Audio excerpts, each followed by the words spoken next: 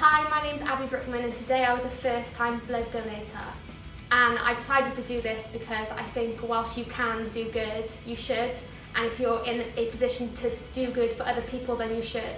So as a resolution and with the help of my friends who have given blood before, I decided to give blood for the first time today. My experience donating today was very calm. I thought the staff and everyone that was helping around the scenes were very nice.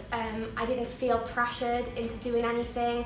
I was read and told what was going to happen before it happened, and I was able to ask questions where I could if I needed to. The whole process is very painless. I felt very reassured the whole time, and I think it was just very overall very positive. I think if you are able to give blood and you're healthy to give blood, it is a very good way of doing something good.